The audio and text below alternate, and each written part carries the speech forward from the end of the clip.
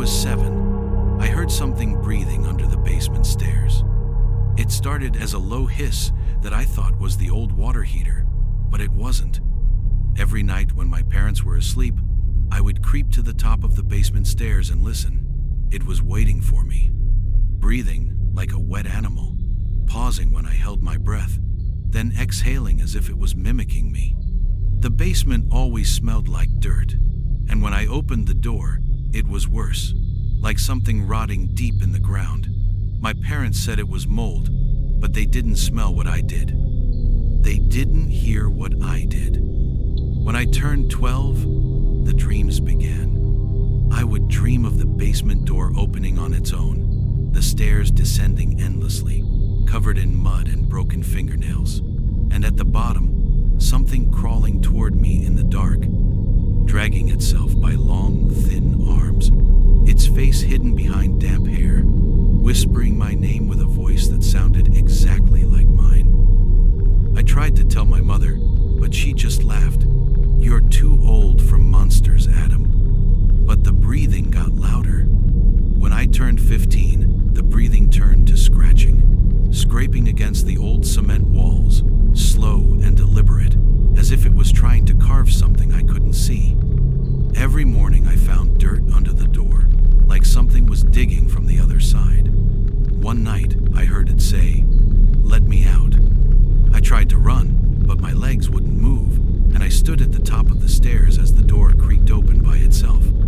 The basement was pitch black, but I could hear it moving, crawling closer, the wet slap of hands against concrete, and then it stopped. "Come down," it whispered. I don't know why I did. Maybe I was tired of being afraid. Maybe I was curious. The basement swallowed me, and I could barely see the bottom step. The air was thick, like breathing through wet leaves, and the smell was worse than ever, sharp and sweet like old blood. Then I saw him. He was me, but thinner, gray, with eyes like black holes. His teeth were too many, and he smiled at me, lifting his hands, which were raw and bleeding from clawing at the cement. His nails were broken, and his fingers were bent at wrong angles. "You left me here," he said, and I remembered. When I was 4, we were playing hide and seek. My twin brother, Joseph, hid in the basement, behind the old shelves while I counted. But then I heard the door slam, and the lock clicked, and I thought it was part of the game. I thought he would come out. He never did. My parents said he ran away, that he wandered into the woods and was never found. But I remember now. I remember hearing him scream, pounding on the door, calling my name as I stood there, frozen, not understanding, until the pounding stopped. Joseph was buried in the basement. He stepped closer, dragging his foot, and I saw the dirt falling from his hair. His hands reached for me, cold and wet, and he pulled me into a hug that felt like drowning. "I'm so lonely," he whispered into my ear, and I felt the ground open beneath us, the floor swallowing us down into the earth, into the cold, wet dark, where the worms moved across my skin and the roots wrapped around my arms like ropes. I tried to scream, but dirt filled my mouth, choking me, as his voice filled my head, telling me we would be together forever, that we would never be alone again. And then I was looking up at the basement ceiling from the dirt, the boards above me stained dark with old water and something else.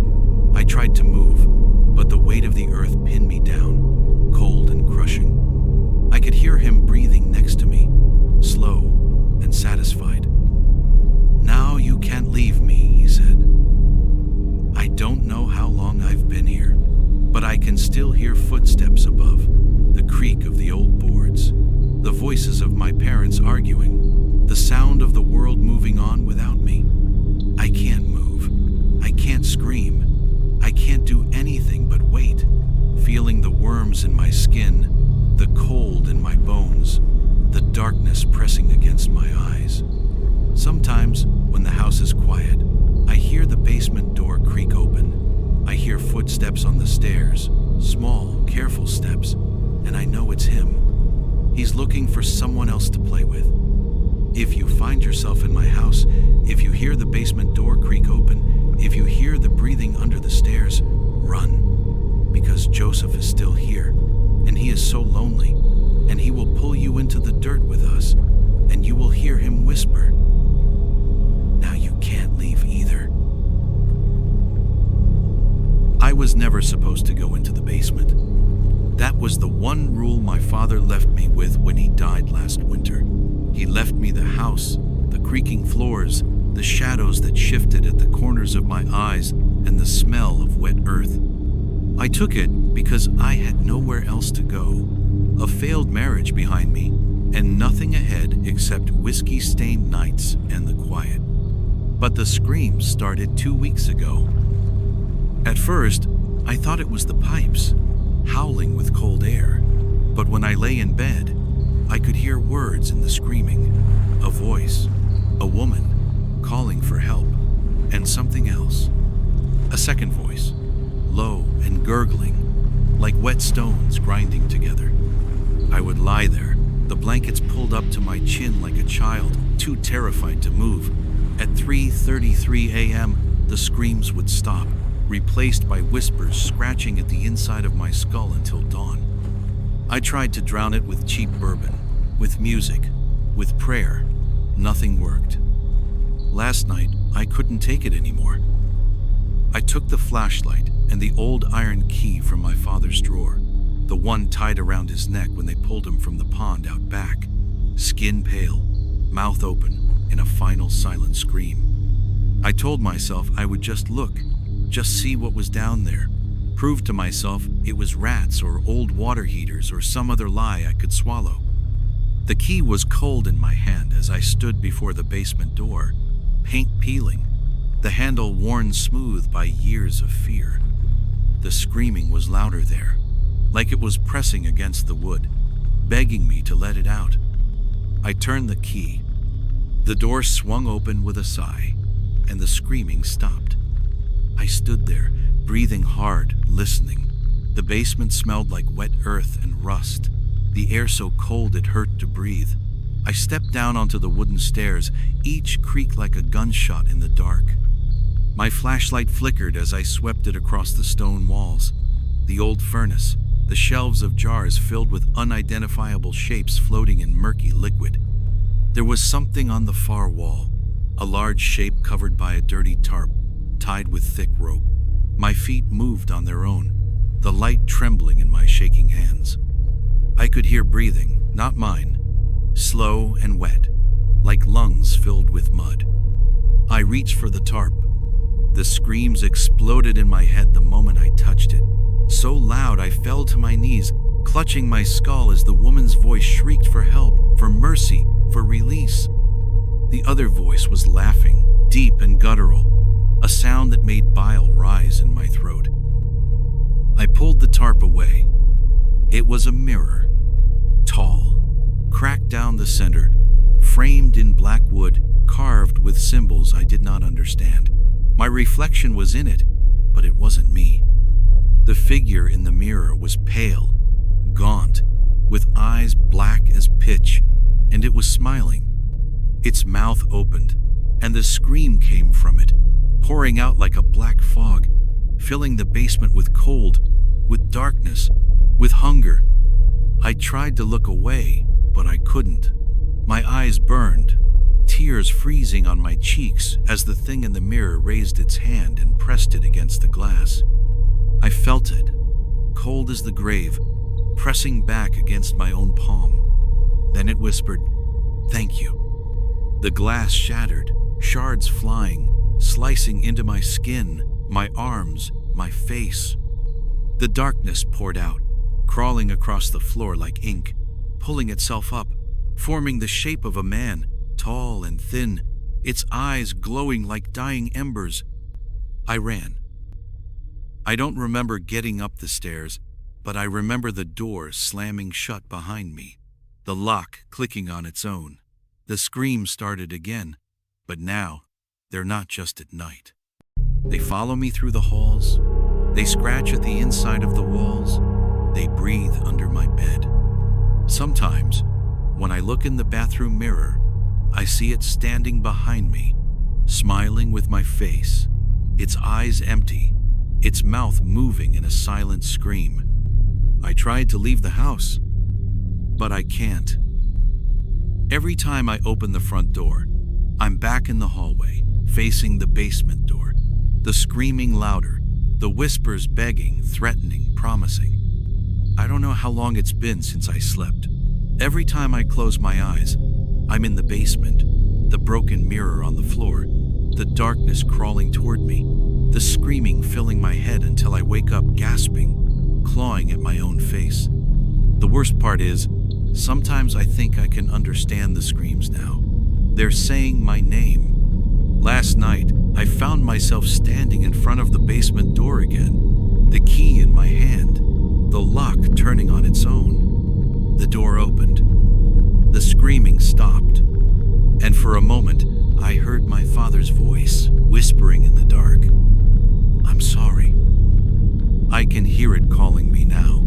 Even as I write this, the screaming has turned to laughter, echoing up the stairs, telling me I can never leave, that I let it out, that it's hungry. And I know when I go back down there, and I won't be coming back up. The basement is waiting, and it knows my name. I was 11 the first time I heard the scratching beneath the floorboards. It was winter, the kind that locks the house in ice, the wind slamming tree branches against the siding while my father snored so hard the walls seemed to breathe.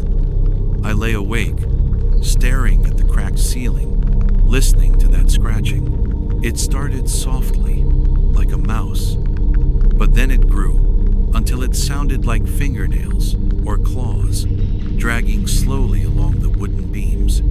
My father said it was rats, but I knew the difference between rats and whatever was living in the basement.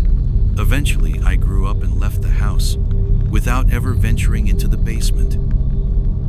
When I moved back to care for my dying father, I tried to forget the basement. I ignored the sour smell creeping up from beneath the door at night, and the cold that gathered around the basement steps, even when the furnace burned hot. I cleaned his messes, changed his sheets, and tried not to think about the scratching that had grown into thumping and whispers. He died with his eyes wide, staring at the ceiling, his mouth frozen in an O of terror. His hand clamped around my wrist with a strength I didn't know he still had, nails biting into my skin as he gasped, "Don't let it out. Promise me." I promised him. The funeral was quick, the house cold, the wind still screaming against the windows. I packed up his room, ignoring the way the shadows under the door seemed to flicker when I passed the basement. On the third night after the funeral, I woke to footsteps on the stairs. Not above me, but below. I lay there, frozen, listening to something pacing back and forth at the bottom of the basement steps. I heard breathing, deep and ragged, like lungs filled with mud. I guessed it was the house settling, but when I heard the voice, I knew it wasn't. "I'm coming to get you." It came from under the door, in a voice like wet gravel, scraping each word across my bones. I stayed in bed, clutching the blanket, until dawn. The next day, I found the basement door open, just a crack, but I knew I hadn't left it that way. The smell was worse, like rot and damp earth, and something else, something like old copper and burned hair. I pushed the door shut and locked it, but that night, I heard it again. "I'm coming to get you." Over and over, until it became a chant in the dark. I sat in the hallway with the kitchen light behind me, staring at the basement door, watching as the knob rattled, softly at first, then violently, like something was throwing its entire weight against it. I called a locksmith, changed the locks, but at night, the knob would rattle, and the voice would return. "I'm hungry." I began to smell it everywhere, that damp, rotting stench clinging to my clothes, in my hair, on my skin. I screamed. scrubbed myself raw, but it stayed. One night, I heard it crying. Soft, pitiful sobs that sounded like a child. It called out in a small, broken voice, Please. It's so dark. I'm so hungry. Help me. I pressed my forehead to the door, tears burning in my eyes, as it begged me to help it. Then it laughed, low and harsh, as the doorknob twisted beneath my hand. I tried to leave, but every time I packed a bag, I found myself standing at the basement door, unable to walk away. I would wake up in the hallway, hand pressed to the lock, the thing on the other side whispering to me. I'm coming to get you. I boarded it shut, nailed heavy wood across the door, but at night, the boards would creak and groan, and the voice would scream. I'm hungry. The screams shook the house, and I would cover my ears, sobbing, until it stopped. Last night, the board snapped. I woke to the sound of wood splintering, nails tearing free, and a low, wet breathing on the stairs. I lay in bed, eyes fixed on the doorway, as the shadows shifted and something moved into the hall. It was tall, bent, its limbs too long, hands dragging along the walls, leaving dark streaks. Its head was wrong, lopsided, like something had broken it and set it back crooked. I couldn't see its face, only the glint of its eyes in the dark, like oil shimmering over water. It opened its mouth, and I saw rows of teeth, too many teeth, and a tongue black as the void. It whispered my name. I ran, locking myself in the bathroom, pressing my back against the door as it shuffled closer. I heard its fingers tapping against the wood, soft and deliberate. It knows I can't leave. It knows I'm trapped here, like my father was. Now, it's waiting outside the door. I can hear it breathing, smell its rot leaking through the cracks. It taps, taps, taps, humming in a tuneless, wet voice. I don't know how much longer I can hold the door. I can hear it whispering, I'm coming to get you.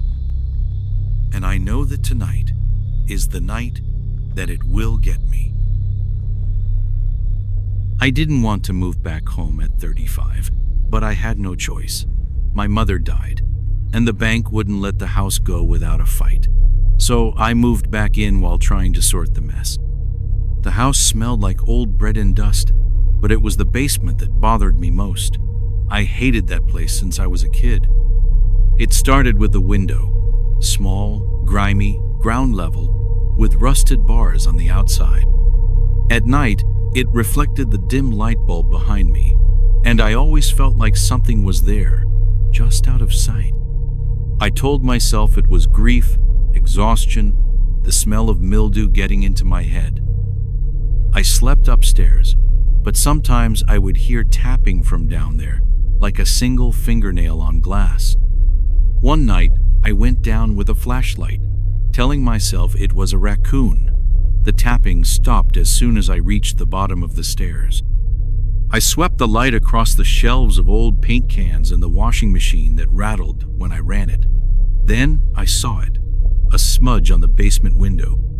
It looked like a handprint, but too small, like a child's hand, pressed from the outside. It was the middle of January, no footprints in the snow. I wiped it off and forced a laugh, telling myself I was imagining the shape. The next morning, there was dirt on the floor beneath the window, a patch of wet earth, as if someone had scooped it in from outside. I cleaned it, checked the window still locked, still barred, and tried to forget it. But that night, I heard the tapping again. This time, it was slower, deliberate, each tap echoing up through the floorboards while I lay in bed, eyes wide in the dark. I got up, took the flashlight, and went down again. My breath was visible in the cold air, and the bulb above flickered as if it were about to go out. The tapping stopped, but when I swept the light across the window, I saw a pale face peering in. I froze. The face was wrong. The eyes were too large, glassy, black. The mouth was a gash of darkness. It was smiling. I stumbled backward, dropping the flashlight, plunging the room into shadow. I heard a soft laugh, like a child's, and then the sound of fingernails dragging down the glass. I scrambled up the stairs, locked the door, and sat in the kitchen with the lights on until dawn. I tried to tell myself it was a nightmare, a hallucination, but I didn't sleep. The next day, I went outside, around the house, to the window. Snow was undisturbed. No footprints. Nothing to explain it. I tried to tell myself it was an animal, that the mind sees faces where there are none, but I couldn't make myself believe it. That night, the tapping returned, but now it came with whispers. My name, over and over, in a child's voice, calling from the basement. I put on headphones and tried to drown it out, but I could still hear it beneath the music, calling me to come look. By the third night, I was desperate. I went down with a hammer, intending to break the window, end this once and for all. But when I reached the bottom step, the whispering stopped. Something was standing on the other side of the glass, looking in, tapping with one pale finger. "Let me in," it whispered. I raised the hammer, ready to smash the glass, but it smiled wider, and then it was gone. I waited, breath held, but it didn't come back. I forced myself to go back upstairs, leaving the light on in the basement, hoping it would keep whatever it was away. The next morning there was dirt again, more than before, in a trail leading from the window to the middle of the basement floor. I saw something small sticking up in the dirt, a tiny finger, grayish, rotted. I fell back against the wall, unable to tear my eyes away.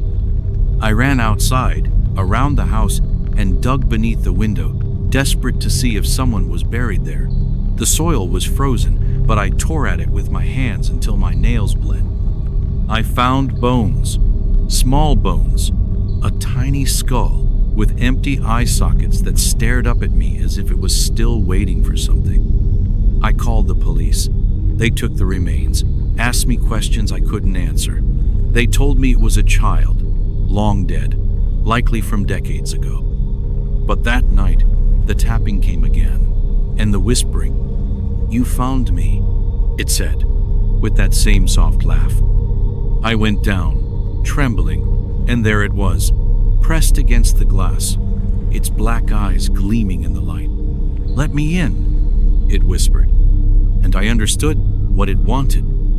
I should have left, but I couldn't. I unlocked the window, lifted it open, cold air flooding in, the smell of damp earth filling the room. It crawled through, dragging itself across the floor, its tiny hands leaving smears of mud and something darker. It stood, and I saw its broken limbs hanging at odd angles, its head twisted too far. "Thank you," it whispered. And then it climbed up my body, cold hands gripping my shoulders, its mouth opening impossibly wide. The last thing I saw was its black eyes staring into mine before everything went dark. Now, I sit in the basement, waiting. The window is closed, but I see things moving in the glass. Pale shapes, dark eyes, and I tap on the glass, waiting for someone to let me out.